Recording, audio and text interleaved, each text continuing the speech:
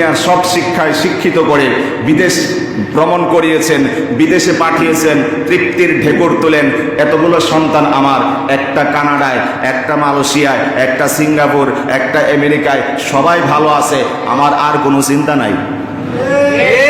এরকম তৃপ্তির ঢেকুর তোলে আত্মপ্রশংসায় ভোগে মুসলমান আছে না নাই? শেষ পর্যন্ত যেদিন মসজিদে এলান হয় ইন্না লিল্লাহি ওয়া ইন্না ইলাইহি রাজিউন, বাবার জানাজা পড়াতে হবে, গোসল দিতে হবে, সেই শিক্ষায় বাবা তাকে শিক্ষিত করে নাই। কাফন পড়াতে হবে, সেই শিক্ষা বাবা তাকে দিয়ে যায় নাই। এমনকি নামাজের জানাজার প্র্যাকটিক্যাল বাবা তাকে শিক্ষা দিয়ে যায় নাই। জানাজার নামাজে কি দোয়া পড়তে হয় সেটাও শিখায় যায় না। এই শিক্ষার কি দাম আছে? 14 দেশে পাঠাইছেন, 14 সন্তানরে আত্মতৃপ্তির ঢেকুর তুলেন। শেষ সময় যে আপনার বিদায় হবে, যেদিন চলে যেতে হবে, নিথর নিস্তব্ধ দেহ নিয়ে চিরজীবনের জন্য, জনমের জন্য সফর করতে হবে, অন্ধকার কবরে চিরজীবনের জন্য ঘুমিয়ে থাকতে হবে। সেদিন যদি সন্তান আপনার জানাজার নামাজ পড়াতে না পারে, কমপক্ষে জানাজার দোয়া যদি জানা না থাকে, এর চেয়ে অকৃতজ্ঞ, অজ্ঞ, অযোগ্য সন্তান পৃথিবীর আর একজন হতে পারে। আমি ভালো আছি মিয়া, আমার জন্য আমার কাছে আমার বাবার দোয়া চাইতে হয় না। আমি 5 বেলা নামাজ পড়ি, নামাজের পরে রব্বির হামহুমা কামা রব্বায়ানি সগীরা পড়ি। আমার বাবা আমাকে সেই শিক্ষায় শিক্ষিত করেছেন, আমার মা আমাকে সেই শিক্ষায় শিক্ষিত করেছেন। দুনিয়ার মানুষ যদি চালাকি করে আমাকে ঠকাতেও চায়, আফসোস নাই, কোন রকমের দাবি দুবা নাই, আল্লাহর দরবারে তারা জবাব দিতে হবে। এটা আমি বলে কথা না, সমস্ত টুপিওয়ালাদের কথাই বলছি, সমস্ত টুপিওয়ালাদের পক্ষপাতিত্ব করে কথা বলছি। এদেরকে খুশি করেন, কমপক্ষে এতটুকু তো হবে।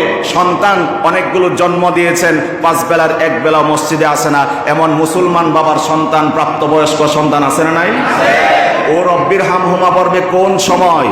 মোল্লা ভাড়া করবে বৎসরে একবার, কথা বলেন, বৎসরে একবার মোল্লা ভাড়া করে 200 টাকা 500 টাকা দিয়া তারপরে দোয়া মোনাজাত করাইব।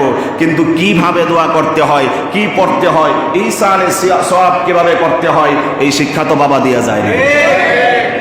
এই জন্য কমপক্ষে সন্তানকে যদি মানুষ নাও করতে পারি, যারা টুপিওয়ালা এই লাইনে পড়াশোনা করে লম্বা সময় পর্যন্ত ক্ষেপণ করেছে, আত্মার সম্পর্ক তৈরি করেন। হিংসা, বিদ্বেষ, ঘৃণা এইগুলো ছেড়ে দিয়ে আত্মার আত্মীয়তার বন্ধন এখানে তৈরি করুন। যেদিন মারা যাবেন, না চাইতেই অশ্রু বিসর্জন দিয়ে আপনার জন্য সেই টুপিওয়ালা দোয়া করতে বাধ্য হবে।